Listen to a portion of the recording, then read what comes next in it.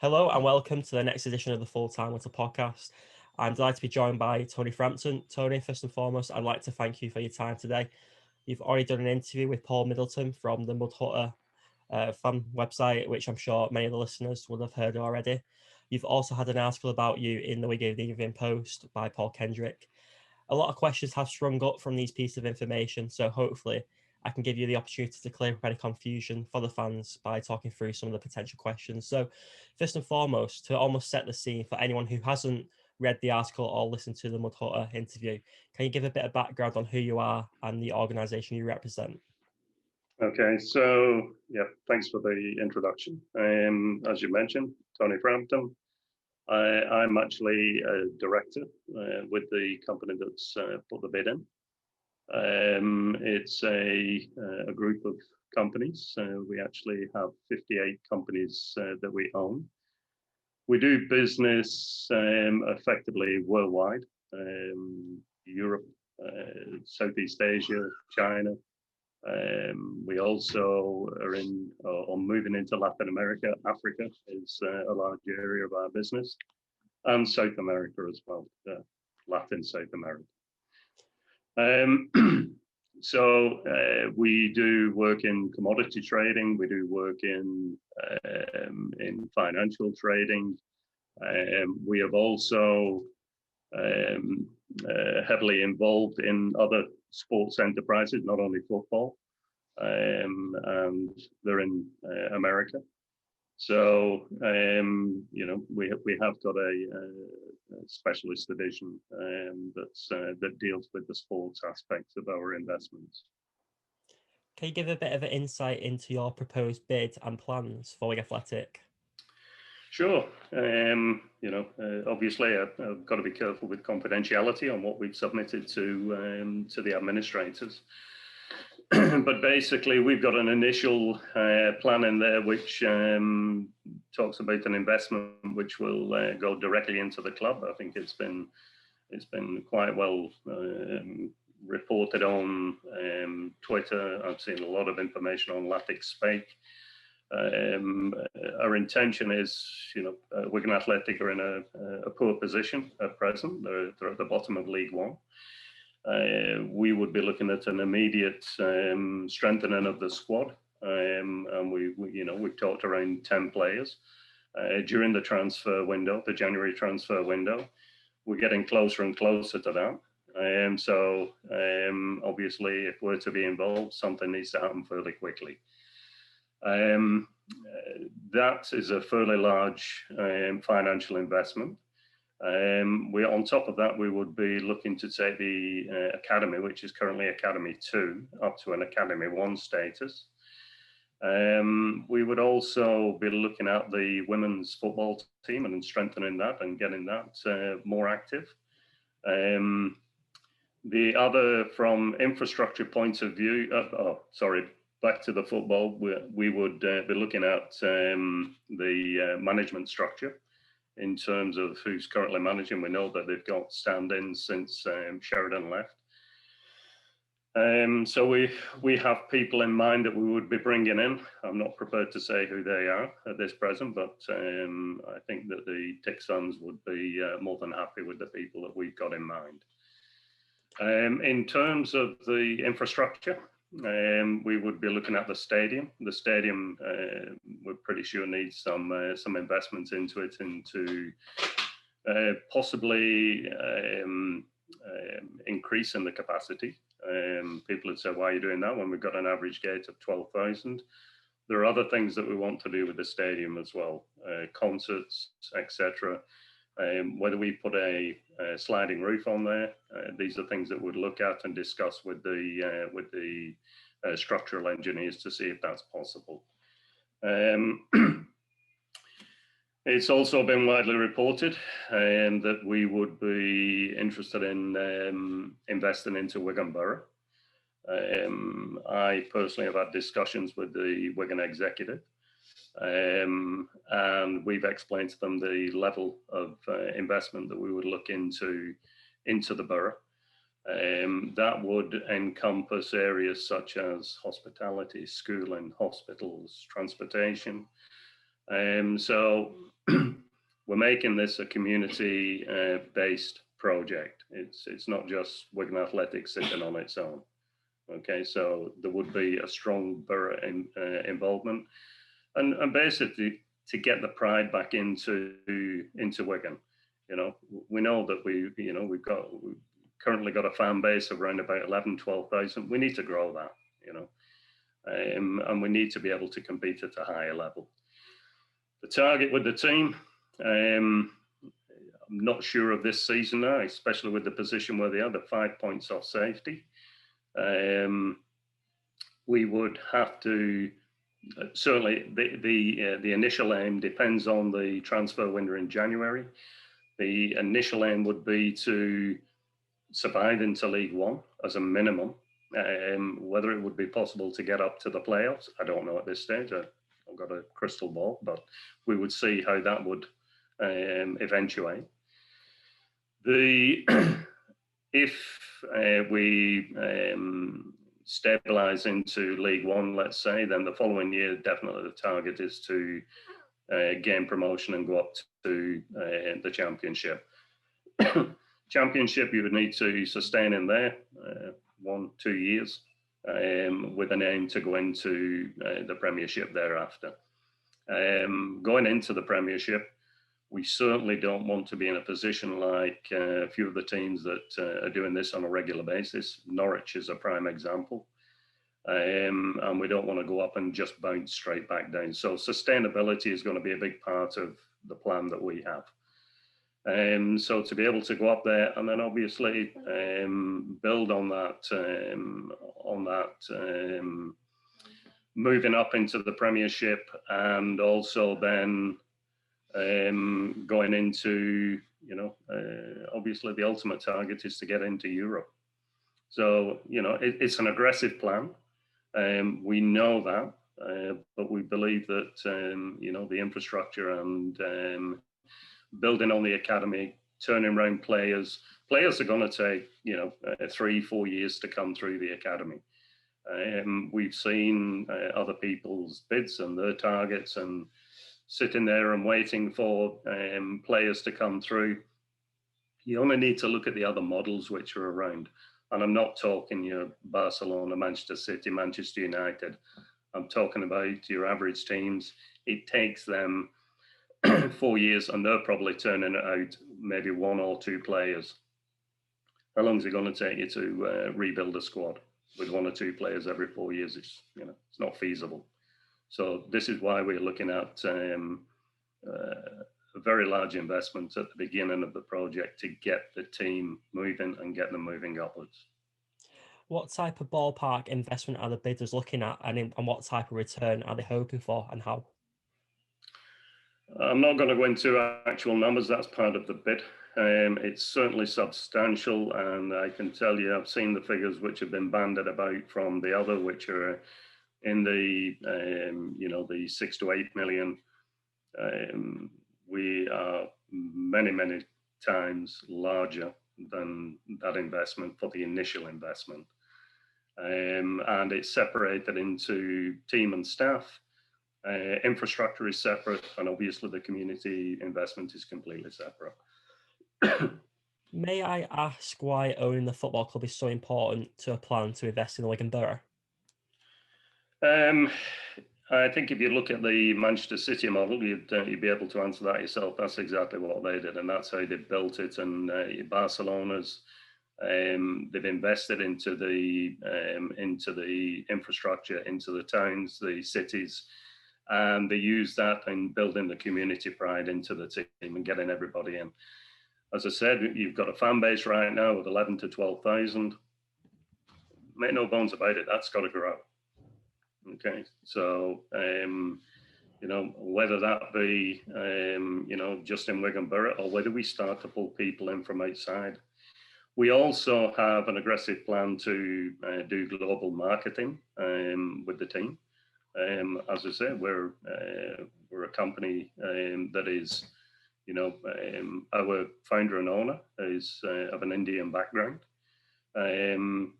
You know, we've heard the talk about Hong Kong. Hong Kong is our registered address, yes, but you know, we're not 100% Hong Kong based. So we would be we'd be looking at getting the whole of the borough and people outside of the borough, and also people from overseas. We've got to grow the name of Wigan Athletic. Historically, Wigan have always struggled to attract new fans, even when Wigan was in the Premier League. Yep. With lower price tickets. How would you realistically attract new fans to come to Wigan games? Quite simple. The guys that are on the field, getting the winning mentality back in. Yes, Wigan Athletic won the FA Cup. That was one, but we need to get sustainability. We need to get a team that performs week in, week out. That is what people come to watch. They don't, it's there's no other reason. You've got to provide entertainment on the field. So it will be from a results-based effort on the field. How would you make Wigan Athletic appeal to fans outside of the borough and non-Wigan Athletic supporting people? Well, again, I mean, that's all part of marketing. We have got large marketing teams. We do it with other enterprises that we've moved into. And it's selling the name. It's the the shirts. It's the kits. It's getting them to know, getting them to understand, doing more profiles on the players, letting them know about the area where we're from. Would you be able to provide a little bit of information, obviously without revealing the identity of the backer? Is it an individual, a consortium, or a company? It's not a consortium, it's a company. We have 58 companies within that group. As I mentioned before, we do investments, we do oil trading, oil and commodities, and the other commodities. We do vegetable oil, we do sugar. We also do financial trading, which are SPLCs, medium-term notes, private placement trading. These are on an extremely large level. In terms of the community, what you previously mentioned too, would this be a loan or a gift to the town? No, I mean each investment is taken on a project basis, and the whole thing is taken on a project. We're businessmen, yeah. We're looking for a return on investment. As I say, I'm not going to go into the amount of money that and we've already told the council what that initial mark is. It's certainly not a gift. It's an investment, and it would go as a joint investment with the council. We've already discussed with them in terms of where the priorities are. We have to be guided by them. They've got to tell us, where the shortfalls are. Is it in schooling? Is it in hospitals? We need to be guided by them. And we spoke with the council leader and also the executive as well. How would you plan on making a return on the investments into schools and hospitals? In terms of the hospitals, I mean, obviously there's, these are private hospitals. So they'd be self-funded and they'd be accountable themselves. So with any business model that we put together, you're going to look on what your, what your EBITDA is going to be over on a yearly basis. In terms of, you previously mentioned the Wigan Council, what was their response, and were they receptive of your plans? Yeah, they were extremely receptive. We understand their position at present as well. I mean, we know that there are alternative bids on the table. And, they can't clearly come out and say, well, we're back in the Frampton bid, or we're going with the ransom bid, or we're going with the Spanish bid. They have to keep themselves at arm's length from a business perspective as well. We fully understand that. But they were receptive, and they were certainly interested in what we tabled to them. Who would run the club on a day-to-day basis? I was asked that with Mud Hatter. I'm not going to give any names at this stage. The reason for that is that the people that will be presented to the FL need to be vetted, need to be passed. We don't have any issue with that being achieved. And it'll be a mixture of new blood as well as some of the old. Would they be based domestically in Wigan? Yes, 100%. And you mentioned some old blood as well. Would Jonathan Jackson be considered? He's got a lot of faith. We've talked to Jonathan Jackson. We've talked to other people as well. And Jonathan's well aware of our position as to where we're going to move with the club. In terms of the business model, and you mentioned recruitment, you'd like to sign 10 players. Mm-hmm. With the current market of obviously the salary cap in League One, would that limit the ability to recruit players, even though you are willing to spend? It's certainly bringing the cap down to 2.5 million, which is what was agreed between the clubs. That certainly will limit. I mean, we can't go out and bring Cristiano Ronaldo here if that's what we're looking at. But we would be looking for people of a high level. It would be a mixture of English, but as I mentioned before, we do a lot of work in Brazil, Argentina, Italy, Spain. So we'll be looking at our people to bring players of a high level and high potential into the team from there. And we do have ambassadors on board already that are already looking. Will the new freedom of movement rules limit foreign players coming to England affect your recruitment plans? At this stage, we don't. I mean, obviously, we've got to follow the EFL's guidelines. We've got to follow the immigration laws as well. But we'll deal with that on a case-by-case basis. Realistically, how can Wigan Athletic provide a return for potential bidders looking to buy the club in a post-COVID football economy? Obviously, we need bums on seats. We need to start getting the people back in. We need to grow the global image of Wigan, which is what I talked about before. If we sit there and we just look inside of Wigan Town Centre and just say, the fans are going to come, it's not going to happen. So this takes a lot of work and a lot of investment from our side to be able to build that global image and get Wigan back to where they should be. Would Wigan Athletic be a business interest or a passion project for the owner? A mixture. It's a good question. It was one that Mud Hutter brought up as well. The owner, obviously, he's not from Wigan. For the last 3-4 years, I've been pushing him and getting his interest up on. He's a very, very keen soccer fan. And it would be a passion-based for him as well as an investment. But yes, he's keen to see them come out of where they are at present. Can I ask why a company based in Hong Kong would be interested in helping and building a community around the other side of the world? Maybe you should go and ask the owner of Leicester, or maybe ask the owners of Manchester United, or maybe go and ask the owners of Manchester City and see what answer you get from them. You've got to take into consideration, yes, what you said before, it's a mixture of passion and it's a mixture of business investment. So we see that as a challenge to be able to take them from where they are now to where they should be. When you first appeared on the scene, the talk of obviously the investment, it all sounded a bit too good to be true. And a few fans have had problems believing in the credibility of the bid. How would you respond to this? It's a good question.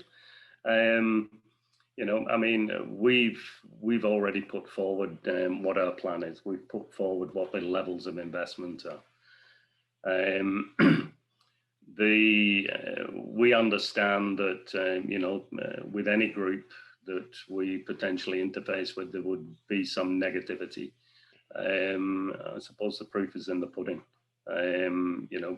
We've put down our figures, what we're going to invest if we're successful. But it comes down. We've seen with the current bid that's in that everybody's been looking at a budget for the next 2 years. We're not here for 2 years. We see this as a long-term structured investment. Okay, so we see this as a recurring investment. If you look at other teams around, the aim is to get the club to be self-sustainable. The only way it's going to do that is getting trophies, getting people into the stadiums, getting a strong background, a strong following. That's our business. That's what we've got to do. Obviously, you mentioned previously in the interview that commodity and financial trading is the business of your company. In the current financial climate, buying a football club in League One doesn't seem a particularly attractive investment. How would you provide a response to this? So you've got, if you look at other clubs which are sitting around, and there's a lot of clubs on the market, yeah? Let's make no bones about it. There's a lot of clubs which are struggling, particularly in League One and League Two. Bolton got sold, when was it, 2019, I think it was.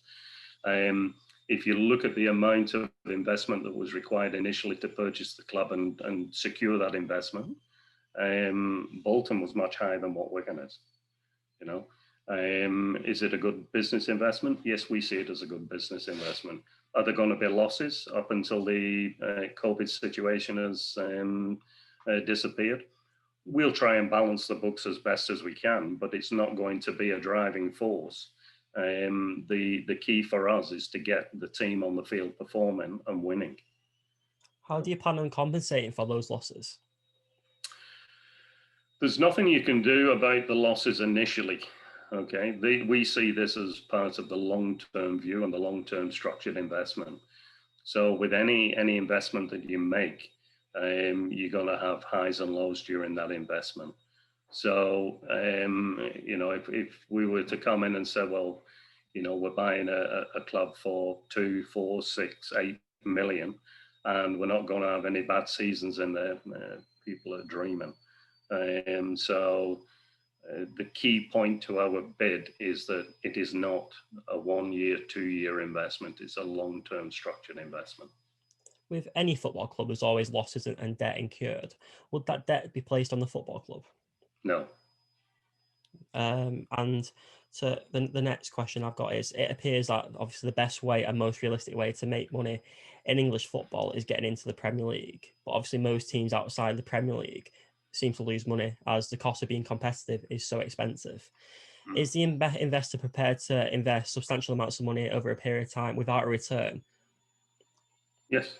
Yeah, I mean, that's what we've been saying, is that we know, and you're correct in what you're saying, League One and League Two are going to be extremely hard, especially with the additions now of these new salary caps. The salary cap in Championship, I think, is 18 million, I think it is now. This will make the Championship more attractive. But yes, to get into the Premiership is the key, and that's where we're doing it from the initial investment. We know that we have to purchase players, and we need to get those players that will take us through out of League One. That's the first jump. Realistically, whether that's achievable in this season, I'm not quite sure, because the saga's dragging on. But certainly we have to survive into League One. Next year, we move up to the Championship. Then it becomes, you start getting people. And if you go back and you look at, the crowds which were there when they were in the Premiership, the crowds which were there when they were in the Championship, obviously people lose interest. Even on Latic Spake and even on Twitter, you can see, like when the result from Chorley, the result from Lincoln, you see it in the fans. The fans are saying, I don't know how much more I can take of this. We don't want that. We've got to have, I can't wait until next Saturday and watch the boys play again. This is what they've got to do. So, yeah, go ahead. You've mentioned that the debt would not be placed on the football club, but where would that debt go to? No, I mean that's part of our investment, and it's part of our investment plan, and we have planned for losses, obviously during the COVID period. If we're going to burden the club and drive it down and down and down, then that's wrong.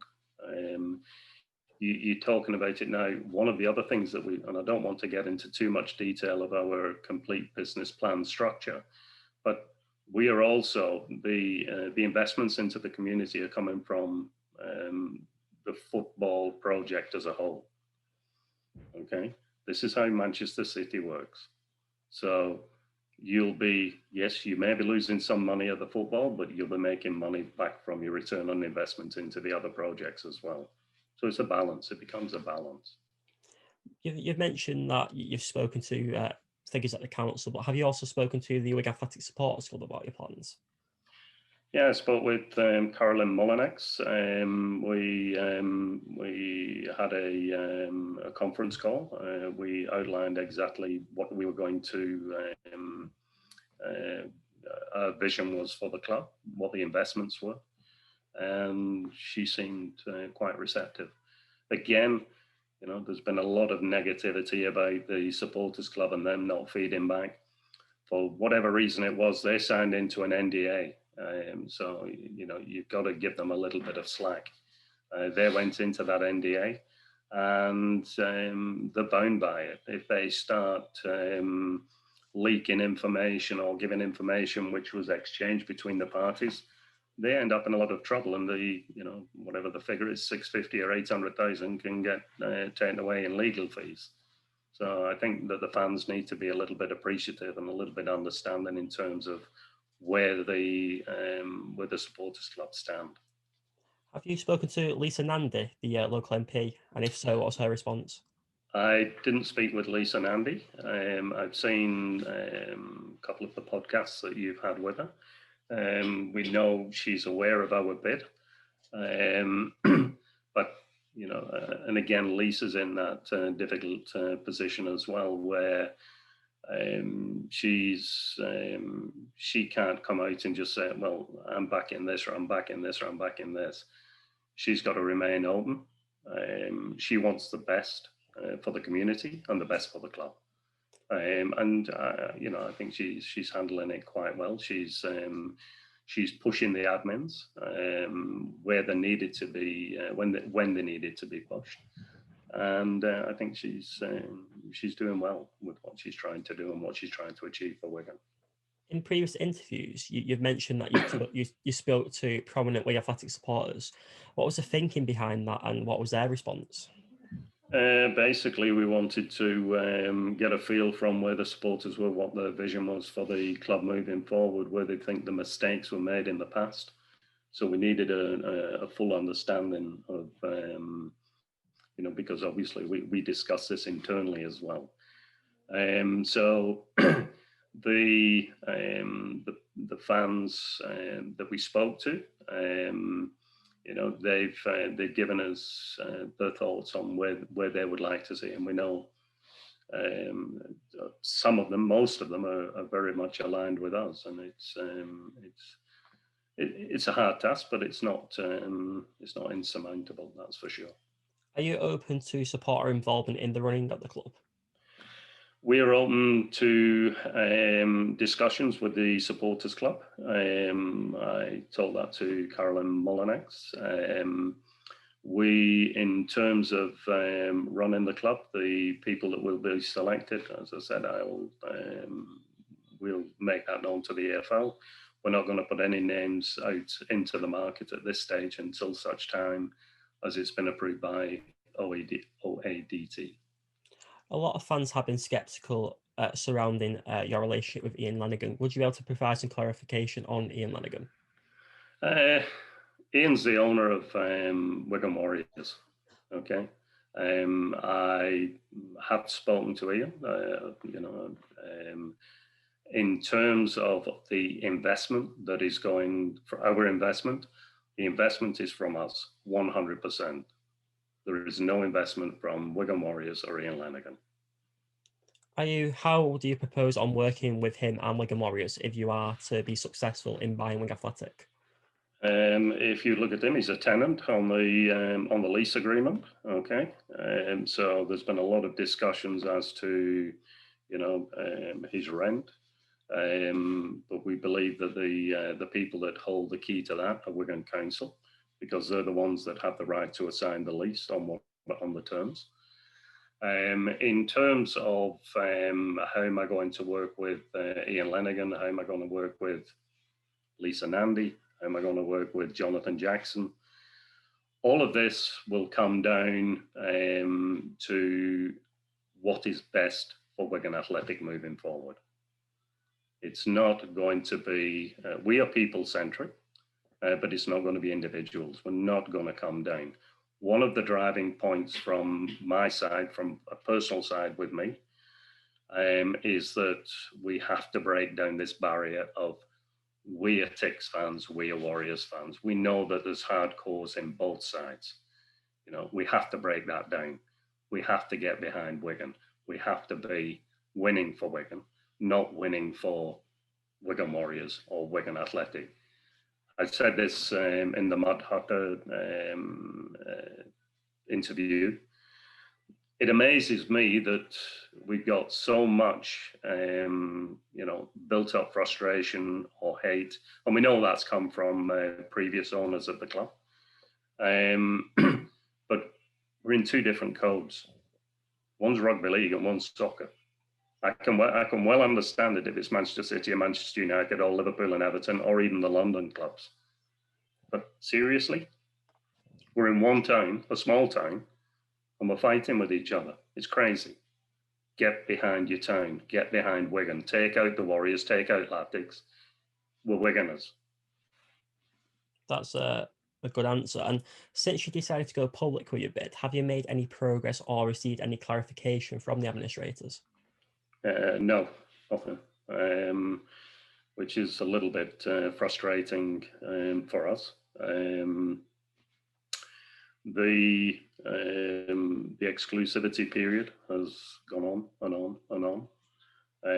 When we initially when we did the initial bid, we were looking at a target date then of around about the 28th of October.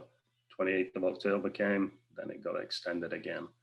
And then it got extended again, and now it's been extended for a third time. I think, if it goes, I said this with Paul Middleton, if it goes to the Spanish, look, at the end of the day, we're not going to throw our toys out of the pram. The situation is that if EFL accept them and it becomes an acceptable bid and it's good for the club, great. Okay, we move on. Okay, but we can't change that. But it's purely now down to, in our opinion, I personally believe that there's been an unfair amount of pressure put to EFL. I don't think that EFL have been negative in what they're doing. Yes, they're doing a lot of due diligence. But if they're doing that due diligence, there's obviously something there which is concerning them. And they've not differed from the other applications which are in at present. If you look at, I think Sunderland's on the table, Derby, Burnley, and they're still waiting for decisions coming out from them as well. In terms of the administrators, obviously, they've been tasked with selling the club. They had a bid put on the table, and they sold. And sorry, they didn't sell it, but they were ready, and they believed that they had a qualified bidder that they could present to EFL. If EFL passed them, well and good. Then just move on, and then let the success be determined by what happens on the field. Did you try and speak to the administrators when the news came out that the Spanish bid wasn't approved by the EFL at the end of last week? No, because we've made 2 approaches to them. Oh, sorry, 3 in total. Obviously, the initial one was in September. We started the review of all the data in the data room. And then it was on 26th of September, I approached Gerald Krasner again, and I asked him if Wigan was still available. He said yes. And I said, well, you know, we're ready to close. We've got the bid ready, but we would like a period of exclusivity. And we were told no exclusivity. Amazingly, 5 days later, Spanish bids in and they got exclusivity. Why that happened, I don't know. The next, we then thought, okay, it's gone. Okay, we moved on. We then we thought that we would just test the water and see if it was possible to place a bid, because we'd seen that the time, what was expected, was becoming protracted. So on the 22nd of October, we put the formal bid in. We received a reply that said we're under exclusivity. If that fails, we will come back to you. We then approached them again on November 6th, and we got exactly the same answer. And the prominent part of that is that the administrators will approach us in the event that the Spanish bid is not successful. We can't just keep going to them every time. There has to be some movement from their side. And either approve the Spanish or start talking to other bidders. And, you know, we're not only saying it's us, we know that, you know, Royal, Ransom, and Roland, the 3 R's, they're sitting in the sidelines, same as us. So. While the administrators have said that they can't open up dialogue with other interested parties due to the exclusivity agreement, they have omitted offers in writing, such as deposits, can still be read. The Spanish exclusivity is reported to expire on Friday, according to journalist Alan Nixon. Are you planning to make a formal offer of a deposit before then? Again, we need to have something. We need to have some approach from the administrators. As I said before, we've approached them 3 times now, and the last 2 times they told us they will contact us in the event that the Spanish bid fails. In terms of the deposit, I'm trying to reflect back onto the original draft SPA. Just to clarify that, there was never a requirement, from what I remember, of any deposit being required. Nevertheless, if there's a deposit required, it's not an issue, because that deposit will be deducted from the final sale price anyway. So it's like a 2-stage payment, in other words. What I think would be helpful to the Wigan fans is, and again, this is looking at Twitter, looking at Latic Spake, hearing the you know, the different discussions.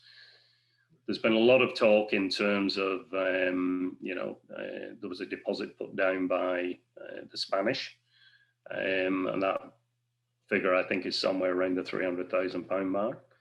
And initially that was said that that was going to cover the running costs for, or part of the running costs for October and November.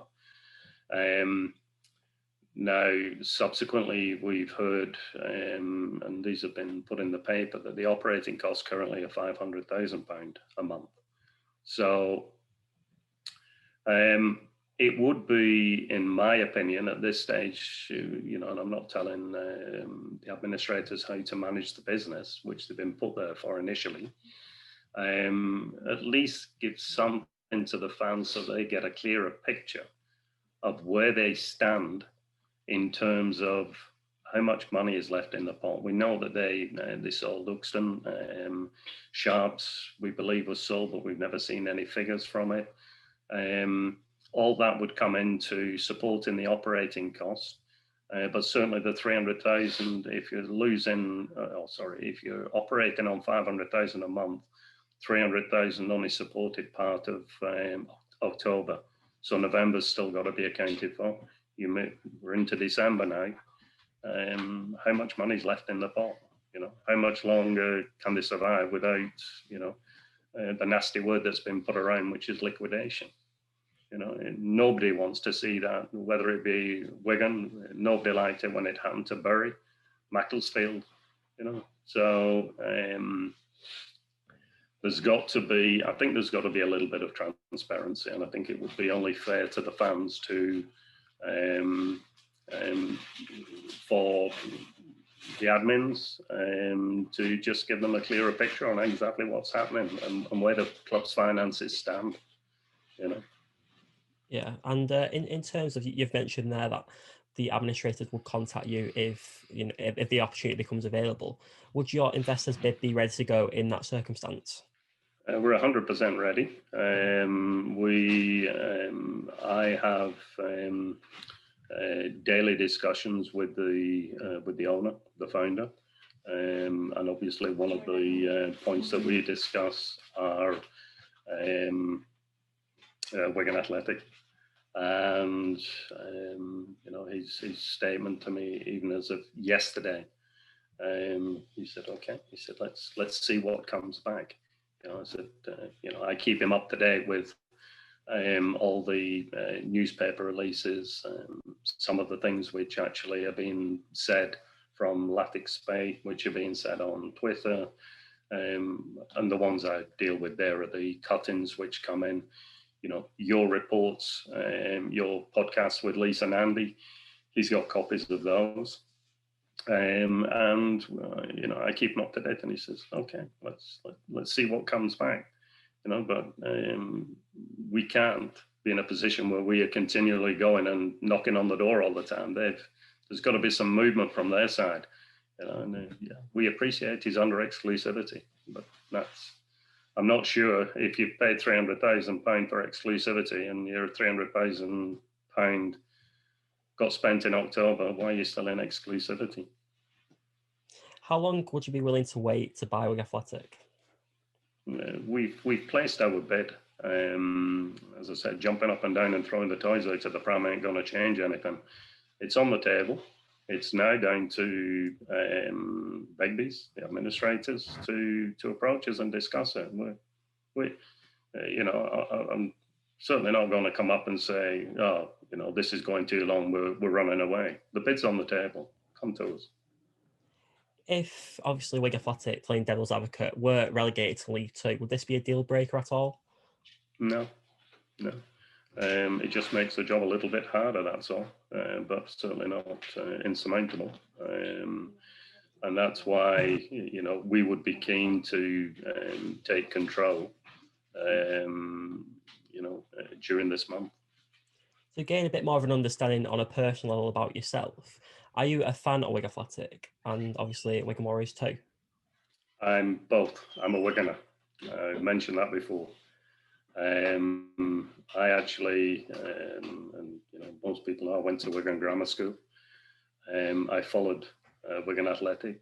I watched them against Port Vale at Old Trafford in 1970. How far back do you want to go? I used to live near Springfield Park. As a Wigan Athletic supporter, what are some of your favourite memories of the club? Well, obviously the number one is winning the FA Cup. I don't think anybody, and I see all the fans turning around and saying,